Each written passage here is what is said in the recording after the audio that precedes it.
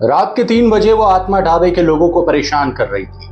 वो चीख चीख कर कह रही थी, यहां से चले जाओ, यहां से चले जाओ। काश मैंने उस रात अपने वर्कर की बात मान ली होती। यही अफसोस था उस ढाबे के मालिक को, जिसकी जिंदगी एक भटकती औरत की रूह ने जीते जी नर्क बना दी थी। कौन था वो खौफनाक साया जो हर रात 3 बजे मौत का तांडव मचा रहा था? जानने के लिए इस वीडियो को आखिर तक जरूर देखें। दोस्तों, स्वागत है आप सभी का भूतनाथ स्टोरीज पर। नमस्कार, आपके साथ मैं हूं अंकुश वाजपेयी।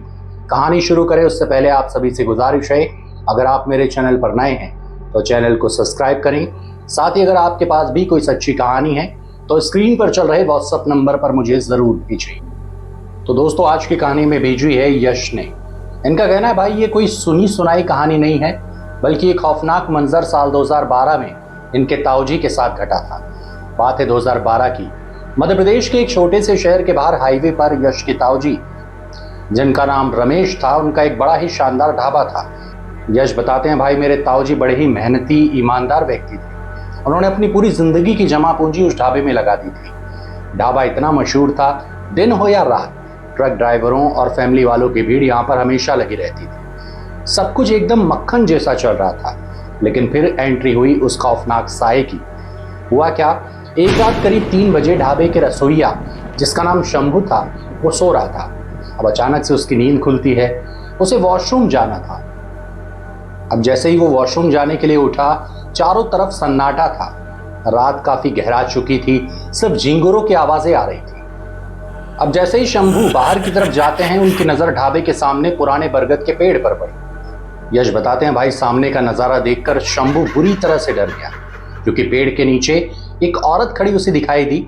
सफेद कपड़े, लंबे बाल। पहले तो शंभू को लगा कोई मुसाफिर होगी, लेकिन जैसे ही उस औरत ने अपना सिर ऊपर उठाया, उसकी आंखें पूरी तरह काली थी, चेहरे पर एक डरावनी मुस्कान थी। वो अपनी हड्डियों को अजीब तरीके से मरोड़ रही थी। अब इतना होते ही शंभू बुरी तरह से डर गया। वो भागकर अपने कमरे में पहुंचा और चुपचाप सो गया। दोस्तों, जैसे ही सुबह होती है, उसने ये बात ढाबे के मालिक यानी कि यश के ताऊजी को बताई। लेकिन यश बताते हैं, ताऊजी ठहरे प्रैक्टिकल आदमी। वो इतना सुनते ही हंस पड़े और बोले, अरे रात में कोई बुरा सपना देख लिया होगा तूने, फालतू की टेंशन मत ले। यानी कि यश के जो ताऊजी थे, उन्होंने इस पूरी बात को मजाक में उड़ा दिया। दोस्तों, अब हुआ क्या, अगली रात एक बार फिर शंभू, रात के 3 बजे उनकी अचानक नींद खुलती है और जैसे ही वो बाहर की तरफ निकलता है, एक बार फिर उसके सामने वही औरत खड़ी हुई दिखाई देती है।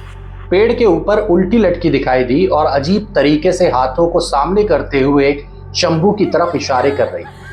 इतना होते ही शंभू बेहोश होकर गिर गया। सुबह उसे होश आता है। जब ढाबे के अन्य लोग उससे पूछते हैं तो वो एक ही बात कहता है, मैं तुम्हें कह रहा था यहाँ पर कोई औरत का साया है, लेकिन तुम लोग मेरी बात बिल्कुल नहीं मान रहे।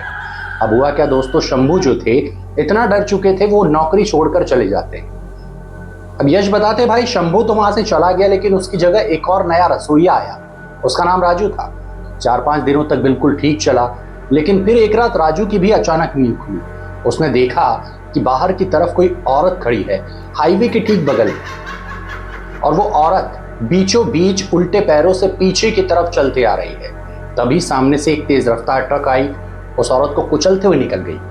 ये देखते ही राजू की चीखें निकल गई, लेकिन जब उसने ध्यान से देखा तो वहां पर कोई भी लाश मौजूद नहीं थी। सड़क बिल्कुल खाली थी।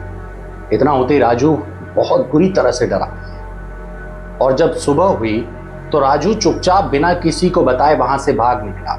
जब ढाबे के मालिक यानी कि यश के ताऊजी ने उसे कॉल किया तो उसने साफ कहा, भाई साहब आपके ढाबे के सामने एक औरत का साया है जो मुझे रात को दिखाई दी, इसीलिए मैं बिना पैसे की परवाह किए वहां से भाग निकला। दोस्तों, यश बताते हैं, जब ये दोनों लोगों के साथ इस तरह की घटनाएं हुई तो ढाबे पर जो अन्य वर्कर काम कर रहे थे वो भी डरने लगे थे। अब इतना होते ही इनके ताऊजी कहते हैं, तुम बिना वजह टेंशन ले रहे हो, यहाँ पर ऐसा कुछ भी नहीं है। हुआ क्या, एक दिन इनके ताऊजी फैसला करते हैं कि ढाबे पर रुकेंगे और देखेंगे कि आखिर वो कौन सी शक्ति है, कौन सी रूह है जो इन्हें परेशान कर रही है। हुआ भी यही। लेकिन यश यहाँ पर बताते हैं, भाई पता नहीं ताऊजी को क्या हुआ, उन्हें कोई भी औरत यहाँ पर दिखाई नहीं दी। लगभग 4 से 5 रातों तक इनके ताऊजी वहां पर रुके थे, लेकिन ऐसा कुछ भी नजारा उन्हें देखने को नहीं मिला। तो हुआ क्या, ताऊजी ने सभी वर्कर को बुलाया उनसे कहा, देखो मैं पिछले 4 से 5 दिनों से यहाँ पर रात रुक रहा हूँ, मुझे इस तरह का कुछ नहीं दिखाई दे रहा है, आप बेवजह टेंशन लेना छोड़ दो। यानी कुल मिलाकर बात वहीं पर खत्म हो गई। लेकिन यश बताते हैं भाई धीरे धीरे ढाबे पर गाड़ियां रुकना कम हो गई थी। ड्राइवरों के बीच अफवाहें जो थी लगातार फैलती जा रही थी कि इस ढाबे पर कुछ अजीब दिखता है। जो ढाबा हमेशा भरा रहता था वो सुनसान रहने लगा था। ताऊजी पर बैंक का कर्ज बढ़ने लगा था, जमा पूंजी खत्म होने लगी थी। लेकिन सिर्फ बिजनेस ही नहीं, घर में भी आफत आ गई थी। ताऊजी की बड़ी बेटी अचानक इतनी बीमार हुई, डॉक्टर्स को यह समझ नहीं आ रहा था आखिर इससे बीमारी क्या है। ताऊजी का जो बेटा था वो भी नशे की लत में इस तरह से गिर चुका था कि इनका पूरा परिवार परेशान होते जा रहा था। थक हार कर इनके ताऊजी क्या करते हैं, एक तांत्रिक के पास जाते हैं। अब जो तांत्रिक थे वो इनकी पूरी बातें सुनते हैं। थोड़ी देर बाद आंख बंद करके ध्यान लगाते हैं और अचानक वो पूछते हैं, रमेश क्या तुम्हारे ढाबे के पास पिछले 1-2 साल में कोई भयानक एक्सीडेंट हुआ है? अब इतना सुनते ही इनके ताऊजी चौंक गए। उन्हें याद आया कि करीब 1 साल पहले एक महिला को ट्रक ने यहाँ पर कुचला था और उसकी मौके पर ही मौत हो गई थी। तांत्रिक ने कहा, वही आत्मा है, उसकी मौत अचानक हुई थी और इसलिए वो तड़प रही है। लेकिन समस्या सिर्फ वो आत्मा नहीं है, तुम्हारे ढाबे की जमीन में ही खोट है। वहां बरसों पहले किसी ने बहुत भारी तांत्रिक क्रिया की थी और उसी नेगेटिव एनर्जी ने उस भटकती आत्मा को अपने वश में कर लिया है। लेकिन भाई यश बताते हैं कि इनके ताऊजी जो तांत्रिक थे उनकी बातों पर पूरी तरह से भरोसा नहीं करते और छोटे मोटे उपाय करवाकर ढाबा चालू रखते हैं। लेकिन ये उनकी सबसे बड़ी गलती साबित हुई। अब दोस्तों यश बताते हैं एक रात ढाबे पर ताऊजी बिल्कुल अकेले थे। रात के करीब 3 बजे थे। अचानक पूरी तरह से लाइट गोल हो गई, चारों तरफ घना अंधेरा और तभी ताऊजी को बाहर से किसी औरत के रोने की सिसकने की आवाज आई और उन्होंने जो देखा उसके बाद वो जिंदगी भर सो नहीं पाए। उस बरगद के पेड़ के नीचे वही औरत खड़ी थी, लेकिन इस बार उसका चेहरा साफ दिख रहा था। एक्सीडेंट की वजह से उसका चेहरा आधा पूरी तरह से कुचला था, आंखों से खून बह रहा था। उस औरत ने इनके ताऊजी की तरफ देखा, जमीन की तरफ उंगली उठाई और एक ऐसी भयानक भारी आवाज में बोली जैसे कि पूरी जमीन कांप गई हो, ये जमीन मेरी नहीं किसी और की है। और इतना कहते ही वो औरत गायब हो गई। दोस्तों यश बताते हैं इनके ताऊजी समझ चुके थे, पिछले जो वर्कर ने बताया वो बिल्कुल सही था। अब हुआ क्या, अगली सुबह इनके ताऊजी एक बार फिर तांत्रिक के पास पहुंचे। उन्हें समझ आ गया था कि मामला कितना गंभीर है। जब तांत्रिक ने उस जमीन का इतिहास निकलवाया तो होश उड़ाने वाला सच सामने आया। हुआ क्या, 50 साल पहले वहां एक तांत्रिक रहता था जो काला जादू करता था। एक रात उसके घर में रहस्यमयी आग लगी और वो जिंदा जलकर मर गया। तभी से वो जमीन शापित हो गई। अब जो तांत्रिक थे वो इनके ताऊजी को उपाय बताते हैं कि पूरे 7 दिनों तक ढाबे पर महाअनुष्ठान और शांति पूजा करनी होगी, तब जाकर तुम इस मुसीबत से बाहर निकल पाओगे। हुआ भी यही दोस्तों। अगले दिन तांत्रिक वहां पर पहुंचते हैं, पूजा पाठ शुरू किया जाता है। लगभग 7 दिनों तक ढाबे पर महाअनुष्ठान और शांति पूजा होती है।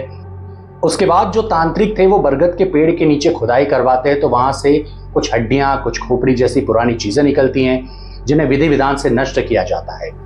इसके अलावा जो भटकती हुई औरत थी उसकी आत्मा की शांति के लिए भी विशेष पूजा हुई थी। हालांकि दोस्तों यश यहाँ पर बताते हैं कि भाई उस घटना के बाद से ताऊजी पूरी तरह से टूट चुके थे और पूजा के लगभग 1 से 2 साल बाद उन्होंने क्या किया, इस ढाबे को बेच दिया। यानी कि अभी भी वो ढाबा पूरी तरह से श्रापित है। और यश बताते हैं कि भाई वो ढाबा आज भी हाईवे पर मौजूद है, लेकिन वो पूरी तरह से खाली है क्योंकि कोई भी वहां पर ठीक से अपना व्यवसाय नहीं कर पा रहा है। तो दोस्तों ये थी आज की हमारी कहानी। अगर आपको वीडियो पसंद आया हो तो वीडियो को लाइक करें, चैनल को सब्सक्राइब करें।